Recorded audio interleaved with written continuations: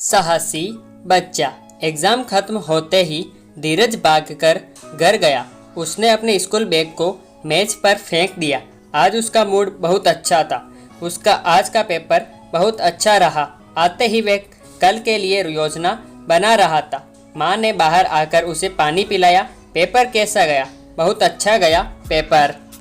माँ ने उसे एक गिलास छाछ पीने को दी। धीरज ने झट से सारा छाछ पी लिया। माँ ने नहाने के लिए नदी पर जा रहा हूँ।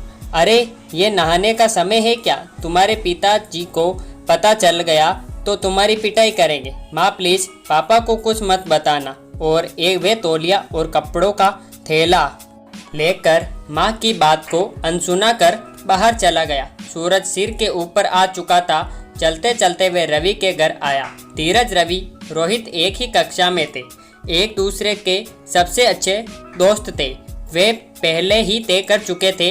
रवि तैयार था, रोहित भी आ गया और तीनों नदी की तरफ चले गए। अब नदी के पास कोई नहीं था। कपड़े धोने वाली औरतें कभी भी घर जा चुकी थी। आज सुबह से माहौल बदल रहा था। आसमान बादलों से अटा पड़ा था। इससे गर्मी थोड़ी कम हो रही थी। नदी किनारे पहुंचते ही शर्ट निकालकर फेंक दिया गया। हाफ पैंट पर ही नदी में छलांग मार दी गई। ठंडे पानी की ठंडक शरीर पर पड़ते ही उनका मन प्रसन्न हो गया। वे एक दूसरे पर पानी फेंककर खेलने लगे।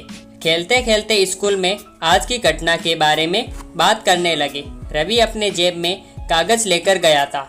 क्या तुम पकड़े नहीं गए? अरे क्या बताऊं, मैं उस मनोज की मूर्खता के कारण लगभग पकड़ा ही जाता, लेकिन बच गया भगवान की कृपा से। हमें बताना क्या हुआ था? मनोज ने नकल करने के लिए मेरा पेपर ही ले लिया था। मस्त लिखने लगा। उतने में परीक्षक वहां आ गए और मनोज के पास खड़े हो गए। इतना अच्छा हुआ कि उससे पहले से ही परीक्षक का आभास हो गया था और उसने मेरा पेपर अपने पेपर के नीचे रख दिया। पर मुझे डर के मारे पसीना छूट रहा था। तभी बाहर से एक पूरक की गठरी लेकर आया और उसी वक्त मैंने अपना पेपर उससे ले लिया। ये सब सुनकर वे दोनों हंसने लगे। सच में बचपन कितना सुहाना होता है।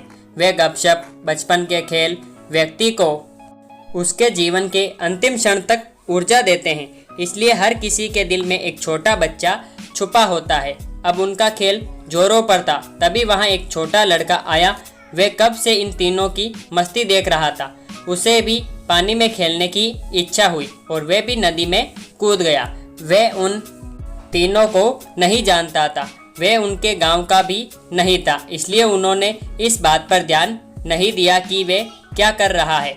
जब ये तीनों तैरने में व्यस्त थे, वे छोटा लड़का अकेले खेलने लगा और अचानक उसका पैर फिसल गया और वे पानी के साथ बहने लगा। उसे तैरना नहीं आ रहा था। अचानक धीरज का ध्यान उसकी तरफ गया। तब तक वे ज़्यादा दूर चला गया था। बहते पानी का बहाव ज़्यादा था।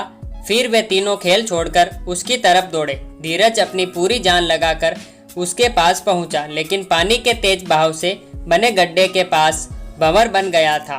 धीरज भी उस लड़के के पीछे पीछे गड्ढे में चला गया, पर गड्ढे में वह लड़का और ज़्यादा नीचे जाने लगा। धीरज ने उसे खींचने का प्रयास किया, पर उसकी शक्ति पर्याप्त नहीं थी। तभी पीछे से रवि और रोहित आ गए। तीनों ने अपनी ताकत से पकड़ा, पर गड्ढे से बाहर नहीं निकाल पा रहे थे। काफी समय बीत जाने के बाद भी धीरज खाना खाने के लिए घर नहीं आया। तब उसकी माँ ने घबराकर धीरज के पिता को बताया। अजी सुनते हो, धीरज नदी में तैरने गया है, लेकिन बहुत समय हो गया है और वे अभी तक घर नहीं आया। धीरज के पिता बहुत गुस्से में थे, लेकिन उसका गुस्सा बाजू में रखकर उन्होंने तुरंत शर्ट पहनकर नदी की ओर चलने लगे। तभी इतनी जल्दी में जाते देख गांव के जवान लड़के भी नदी के पास गए और गड्ढे के पास इन 4 बच्चों को डूबते देखा। वे दृश्य देखकर वे सब दंग रह गए। साथ में आए 3-4 जवान लड़कों ने गड्ढे में छलांग लगाई। वे सभी स्ट्रिप स्विमर थे। सभी ने मिलकर 4 बच्चों को सकुशल बाहर निकाल लिया। उनको उल्टा सुलाकर पेट का सारा पानी बाहर निकाला। बच्चे थकान के कारण बेहोश पड़े थे। उन्हें जल्दी से अस्पताल लेकर गए। उनका इलाज हुआ। थोड़ी देर बाद गांव के लोगों को राहत की सांस आई। धीरज के पिता को बहुत गुस्सा आ रहा था, लेकिन अपने बेटे के इस कारनामे के देखकर उनको गर्व महसूस हुआ। वे सभी गांव में हनुमान के मंदिर के पास जमा हो गए। फिर धीरज के पिता ने सभी को चाय पिलाई। उस लड़के का भी पता चला वे एक बकरी चराने वाले का बेटा था। रात को सभी गांव वालों ने, सरपंच जी ने और सभी बकरी चराने वाले ने धीरज, रवि, रोहित का सत्कार किया। इस प्रकार से बुरा वक्त आया था पर काल नहीं, सभी बच्चे बच गए। यह हनुमान जी की ही कृपा थी।